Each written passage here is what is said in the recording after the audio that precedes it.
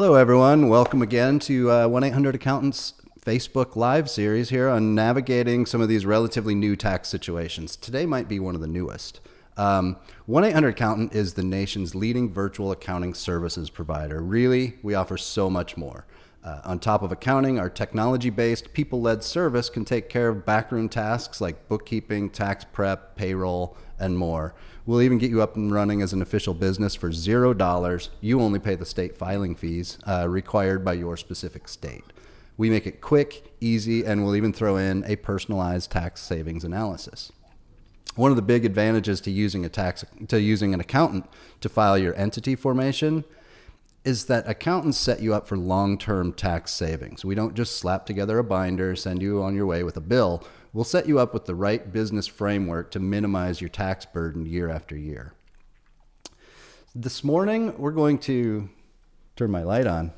This morning, we're going to swing things into a different direction. The last couple of weeks, we've talked about cryptocurrency, NFTs. If you missed those sessions, they're archived here on our Facebook page. They're also on our YouTube channel as well. Today is going to be a bit of a departure from those topics. Do you have a child who has the dream of of an athletic scholarship to go to college? Or maybe they're already a currently enrolled student athlete. Maybe you are a student athlete. Historically, there are a few folks student athletes do not want to be in trouble with. There's the coach, there's the teammates, professors, and the big one has always been the NCAA. This year, the rules have changed. The NCAA has added a new name on that list, the IRS. Student athletes are now allowed to generate income based on their name, their image, and their likeness. So next time you see your favorite quarterback selling autographs at a car dealership, it's actually okay with the NCAA. This means the star shooting guard can sell videos explaining their technique. The gymnast with the great nickname based on her pre-med major can sell shirts and hats and whatnot. There are a ton of avenues students can go down to generate new income based on who they are and their athletic abilities. And there are businesses chomping at the bit to get in on that income. Today, I'm going to welcome back Gary Milkwick. He's our Chief Product Officer here at 1-800-ACCOUNTANT. Gary, great to have you with us. Nice to be with you, Travis. So this new rule, which took effect July 1st of this year. So it is really relatively new. It opens up a lot of opportunities for new income that these students really are likely experiencing. Some of them are experiencing very large income streams. They're making a lot of money. Others are just, it's a great little source of some extra cash. But these are possibly new levels of income that they haven't seen before, after their high school job. Right. What sort of things do these athletes need to be looking out for? Well, the first thing to note is that these athletes aren't employees of any organization for the most part. Generally speaking, these arrangements are not employee-employer relationships. So first of all, if an athlete is receiving money, he or she is, guess what, a small business and a small business owner. So they have all of the responsibilities and things to make sure that they're filing the correct tax forms, which also leads to opportunities in tax planning to help minimize their tax bills, basically. Mm-hmm. So yeah, it's a level of complexity that probably many of them weren't expecting. Like you mentioned, their previous experience working may have been a high school job or something, and now in many cases they're making a lot significantly more money, but they're not having an employer do all the work for them to withhold the taxes. Right. So essentially, they are freelancers. What sort? So I'm guessing this when they do get paid for an appearance or something, this will be a 1099 situation. That's exactly right. So then you get into the decision of whether, just as we talk about freelancers, does it make sense for them to set up a business entity, an LLC or an S corp, or an LLC taxed as an S corp? to minimize their taxes. So yes, that's how I think of it. They're going to be treated basically as freelancers in their work going forward. Great. And I want to remind our viewers this morning, this afternoon, depending on where you are, if you have specific questions, you can ask them in the comments below, and we will address as we can. So I think one question might be, can these athletes, do you know, can an athlete hire like a financial advisor according to these rules, or an accountant, or there's still the rule against hiring an agent to represent them with professional leagues, but what sort of leeway do they have for advisors? Yes, they can hire advisors, and for most of these athletes, it's going to make sense to do so, right? I mean, unless they're accounting majors in college, they're probably not going to know where to even start with how to treat this stuff. There's federal tax implications, there's state tax implications, and so having the right advisor to assist them in kind of navigating what's best is going to be crucial. So yes, absolutely, I would recommend hiring professionals to help you with those activities. And I think one thing that we want to stress here is that it is really important that they pay attention to who they're hiring. Technically they're allowed to hire a business manager, but you hire the wrong business manager as a student athlete, and you could find someone who's maybe not looking out for your best interest. Right. So I think it's really important to vet these people, because there's a lot of money to be made off of some of these student athletes, and you want to make sure that you're working with someone who really has your best interest at heart, as well as someone who knows and understands and agrees to follow these guidelines from the NCAA. Yeah, it'll be really interesting to see if the NCAA institutes some sort of certification of advisors. The NFL, for example, has done that after many cases of some of these players in the NFL had a friend of a friend who was supposedly a financial advisor, and then they end up stealing millions of dollars from them. So now the NFL actually has a process where you can be qualified to become an advisor that's preferred advisor for the NFL. So it'll be interesting to see if the NCAA does something like that. But in the meantime, yeah, absolutely, the athletes need to vet people to make sure that they're legit, make sure they are looking out for their best interest. There's some simple things you can do to vet advisors. So, for example, for CPAs, you can look up with whatever state it is to see if they're an active member of the CPA board there in that state. You can also, for financial advisors, look on the FINRA or SEC websites and go to tools like Broker Check and see what their records are, if they've ever had any disciplinary actions, that kind of thing. And just to make sure that they're even registered in the first place is a big deal. And there's some simple things that they can do. And then, it always helps to have recommendations from other people who've actually used those people. So, talk to people who've used those advisors in the past and make sure that, the feedback is good. Yeah, I know there are a lot of free resources out there for anyone looking for tax advice, but specifically some of these student athletes, if their university might have a business school. I know at my alma mater, the business school offers a lot of free resources and Q&A type sessions where they can kind of get guidance. But I think really when it comes down to someone who's dealing with a steady income stream here, of 1099 income, they really want to have someone, kind of working for them step by step along the way. I know 1-800-ACCOUNTANT would be happy to help with that situation if anyone was interested.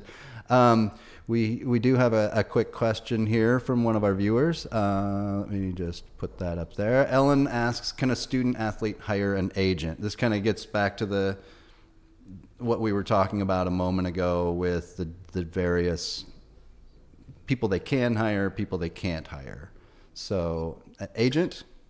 Right. So agents are not allowed yet. And, I think I don't think they will be anytime soon. The idea is for the student athletes to be able to make some money. I don't think the idea is that to have them making millions and millions of dollars, although, and I'm sure in some cases that's going to happen, but it was kind of ridiculous that some of these, in my opinion, that some of these student athletes were living in poverty for 4 years while they have a multi-million-dollar career, waiting for them. Right. And so, the idea is to take off some of that financial burden of school and help subsidize that. I think they're just keeping agents out of it just to they're going to have plenty of time to have agents later. So. Yeah, and I think that, I mean, we go with the crossover of the different job titles. I think it's important to find someone who's not, if you want someone to keep you on the field, on the court, on the mat throughout your NCAA career, look for someone who's not trying to be your agent 4 years from now. Look for someone who's got your best interest at heart today. Right. And really, like you said, there will definitely be time to hire an agent later. Once you've reached that point in your career, I think this is a great opportunity for them to make a little money, maybe give a little back to mom and dad who've helped them through so many years, and still remain eligible and keep it above board. Yeah. It's I mean, the ones I've seen so far are like, a lot of like local advertising and things, like a local car dealership. And, it's just it always makes me happy to see those, to be honest, because it's like, oh man, they're probably, they're making some money. It's taking some stress off of them. They can focus on, their college and their football or basketball or wrestling or whatever the case may be. And it's a good way for them to just have, alleviate that financial stress. Yeah, absolutely. And if you're looking at a dealership who's having someone make an appearance, I'd much rather go with the one who's bringing in a student athlete who could really use that extra money at this point in their career versus a professional athlete who do they really need an extra $1,000 today on this Saturday? Yeah, right, so right. I like the idea of giving those opportunities to those who can really benefit from the opportunity. Yep, absolutely. So is there an easy way? Can you think of anything maybe right offhand that would be a great idea for maybe a student who does have that full ride scholarship and does kind of have enough to make that living throughout their college? What sort of plans are out there that maybe they could put it away, maybe defer taxes, that sort of thing, and just make it available later? Is there there's all sorts. Yeah, there's all sorts of different vehicles to do things like that. There's trusts. So if you're an athlete and you're not planning on touching the money for quite some time or to pass on to heirs later, that some cases I've seen the athletes are like we said, they're going to have millions and millions of dollars, and so they may not even need the money right now. So they may decide to put it into a trust because they just don't even need to touch it. Others may want to keep most of the money and use it now. If that's the case, it doesn't make sense to set up a trust or anything like that. For those who are thinking long term, and a great way to defer taxes is to put money into some sort of retirement plan. So, for example, if I was an athlete and let's say I was making $30,000 a year or $50,000 a year, I could set up an LLC and then have that either taxed as an S corp or just as a sole proprietorship. Either way I went, I could then also contribute to a retirement plan, and that money is going to be a tax deduction for me, and then it's also going to grow tax free over the next 50 years or so. So that's going to generate a ton of money, and that. For financial planning, when you're talking to someone about financial planning, that one of the keys is start as early as you can, because the compounding effect of growing assets over time, especially if it's tax-free, you're not having to pay tax on it in a retirement account, that's a great way to really build a super healthy retirement. Right. And how many, 19, 20-year-olds are able to start their retirement account there and actually make meaningful contributions to it? That could be a That's really, really. Absolutely. Yeah. Absolutely. Yeah. I mean, most of the examples as a financial planner that you give people are, okay, if you start saving at 25, so if you're starting at 18, 19, Right. 20, contributing just even a couple $1,000s a year to a retirement plan, man, that's going to be even if not putting away that much money, it's going to be a sizable nest Yeah. egg for retirement. Absolutely. Absolutely. And you hear more and more about athletes being kind of, after their professional career, they end up with medical bills that can add up, and having anything put away from earlier in life is a good idea, even for some of these athletes who are making, amounts of money that a lot of us could never dream of. So. Right. Well, and then you look at the average, lifespan of a career for an athlete, and it's not as long as you would think on average. People Right. get hurt.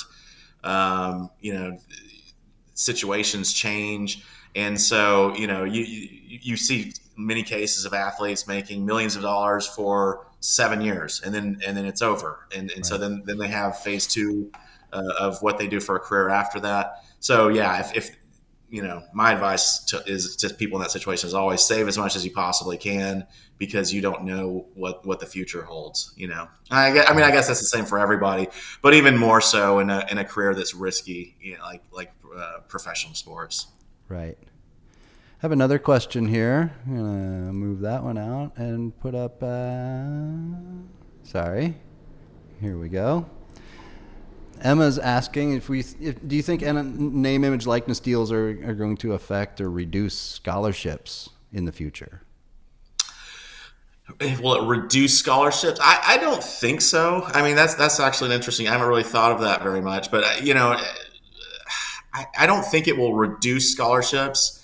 It will be interesting to see what happens, though. If it kind of opens the floodgates and all these kids are making tons of money, then Right. then maybe. But I don't see it reducing scholarships necessarily. Right. Yeah, I think I would imagine that this is going to be more of kind of just a pocket cash sort of thing. Though there are, Yeah. I believe, already in July we were hearing about the first name, image, likeness millionaire Yeah. down Right. in Florida. So there are definitely some special cases. But as far as reaching a level where scholarship money might be reduced, I don't think. Yeah. I don't think. anticipate that either. Yeah. Yeah. I would be surprised, but you never know. Yeah. But I don't think it would. Right. Um, Switching gears back to the businesses participating, how important is it for the businesses to be researching these rules and regulations and making sure they're not overstepping the bounds of the NIL rules, and making sure that they're making the payments, above the board, filing the proper paperwork? This isn't just, pocket cash where they're handing them an envelope at the end of the day and saying, Yeah. "See you later, Right. thanks." Yeah, I mean, they're gonna be treating them as contractors like any business. So they're gonna get a 1099.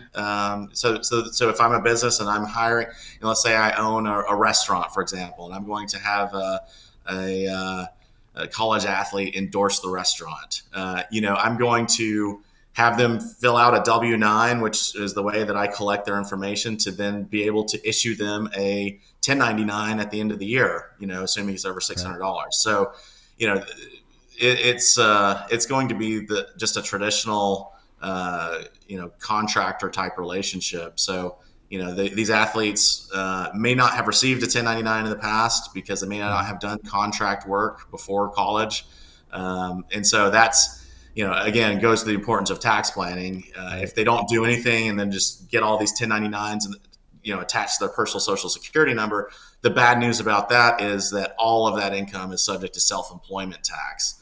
And if they set up an LLC and did an S corp election or took some other steps some entity structuring, you may not have to pay that full burden of self-employment tax on all the money that's received.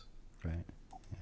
And having just moved out of a college town after living there for a decade, I can't stress enough. You don't want to be the business that is the reason your quarterback isn't playing this weekend. That's not going to be a good marketing move for your business. No, yeah, there's probably no better way to go out of business than to do that. Yeah. So kind of back to the taxation of these, you brought up something when we were chatting before we went live that was interesting to me.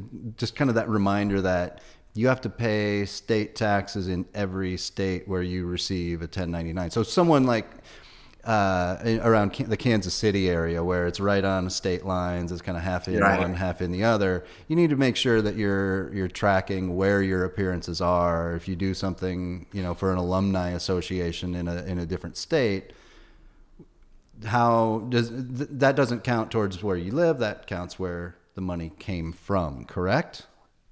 Right. So when you're talking about these types of issues, most people think in their mind, oh, federal tax, that's the biggest chunk, and so that's the most important, which is true. But also it's going to depend on where you are doing the work. So if you go to in your example, Kansas City, so you're going to go to Missouri to do an appearance and film a commercial, for example, of a local business, you're going to receive a 1099 from that Missouri, and it's going to be subject to Missouri state taxes. Whereas you may also do a commercial in Kansas on the Kansas side, and so you're going to be getting a 1099 that's subject to Kansas state tax. So yeah, it's going to definitely be an issue for some of these athletes who are doing work across different states. And then some states, you mentioned Florida. Florida doesn't have any state income tax, so it will be interesting to see if just like in professional athletes, if college athletes, especially those with high earning potential in college, use that as a factor to determine what school they go to. If I'm a college athlete and I'm thinking of going to Alabama versus Florida, maybe I go to Florida if it's going to save me, a big chunk of money. It's definitely not going to be to the same effect as professionals when they're figuring out, okay, my home games in Florida versus my home games in New York or California, high tax states. But it could have some effect. But at a bare minimum, the college athletes that are earning money need to definitely be aware of state taxation issues.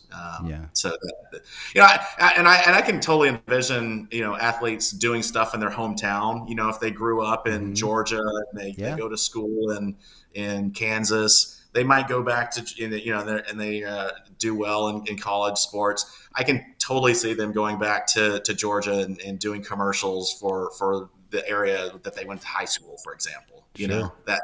That would be another way for local businesses to support those athletes that they have out in different parts of the country. So it's definitely an issue that they got to think about is the state taxes. Yeah, definitely.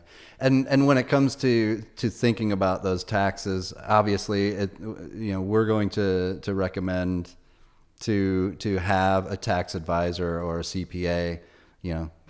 1-800-ACCOUNTANT obviously offers those services. We can get you set up as an S corp or a LLC, whatever your tax advisor might recommend. But having someone to help to guide you through those taxes is really important. The NCAA has an entire website set up for all the various rules and regulations of the name, image, likeness rule set or the program. This is what they offer for tax advice. Follow all tax laws.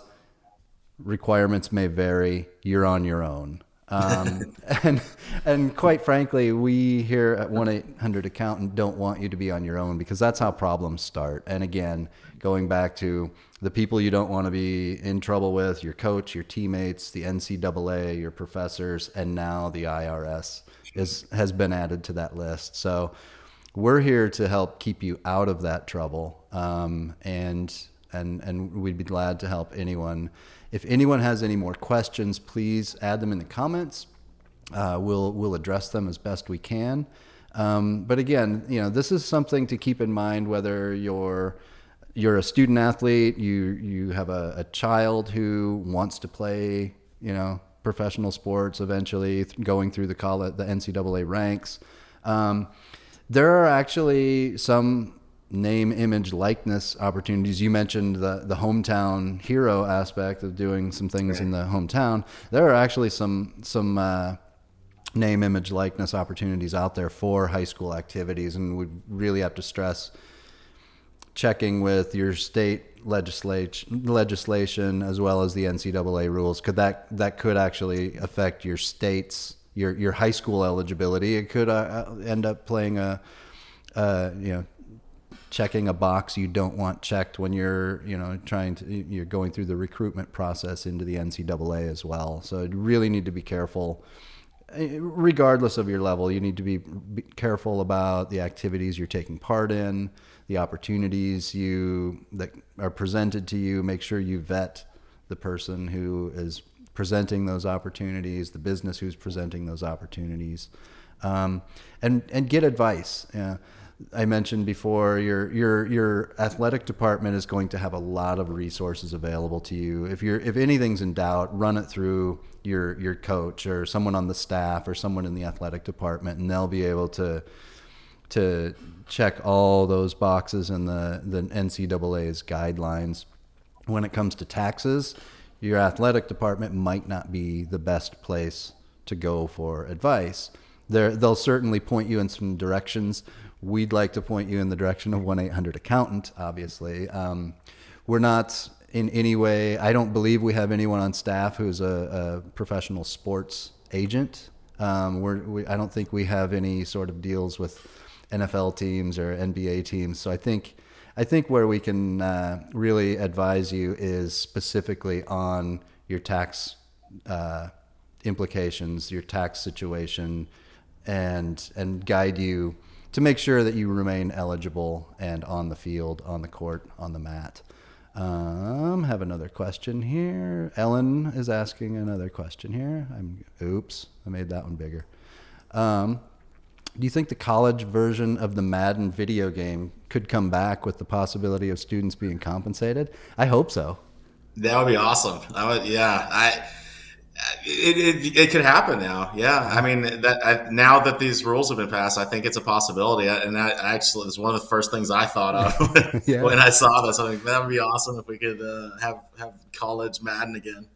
That's a great question. And honestly, that's one that hadn't occurred to me, but that's a much wider, it could potentially be a higher level of income. That's a great selling game. But also for entire teams, not just the standouts, not just the stars. That could be every player on the team. So that could be a great opportunity. I'd love to see that come back. That would be super cool to have your favorite college team and the entire team, not just the stars, like you said. That would be amazing. I love that. And imagine having that video game back in the day and being able to play as Rudy Rudiger.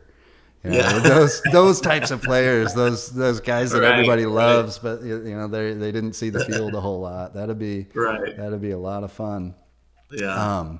Ellen, thanks for that question. That was fantastic. That was a great question.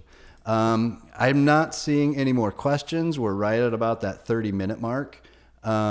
If anyone else has questions, feel free to reach out to 1-800-ACCOUNTANT. You can ping that question into the comments still, and we'll like it. We'll try and answer it when we see it. Otherwise, we're going to let Gary off the hook for a little bit here. live event is going to be over on LinkedIn this time around. And Brendan Pack, our Chief Revenue Officer here at 1-800-ACCOUNTANT, is going to talk a little bit about meeting your financial goals as a freelancer. Freelancers love the work they do. They love the lifestyle and the flexibility being a freelancer can offer. And speaking as someone who has spent time as a freelancer myself, it's really hard to kind of feel secure in your future without someone really sitting there telling you, you should be doing this, you should be doing that. It's way too easy, especially if you aren't at that level where you have a family or own a home yet. You're just renting and you're, living that freedom, the freelancer free lifestyle. It's hard to motivate yourself to save money and put money away and start that IRA. And Brendan's going to talk about some ways to really motivate folks to do that, so you can continue to have that lifestyle that you enjoy so much and feel secure about your future and know that someday you will be able to retire and enjoy the sunset years, I guess people kind of call them sometimes. So join us. That's going to be November 18th on LinkedIn this time. We'll make sure that we have something posted here guiding you over there to remind you in case you just come back to Facebook for it. But Gary, I want to thank you for the great information you've given us over the last few weeks. I'm sure we'll be chatting again in the future, and we look forward to talking to you again. Awesome. Thanks, Travis. Great. Thank you. All right, everyone. Thanks again. And remember, 1-800-ACCOUNTANT.com. We can help you start your business. We can help you with your payroll, your taxes, bookkeeping, a lot of help, a lot of experts, and a great upfront pricing. So you don't have to worry about all of a sudden this month you need more help than you needed last month. It's going to cost the same. All right. So everyone have a great day. Have a great rest of the week, and we will see you soon on LinkedIn.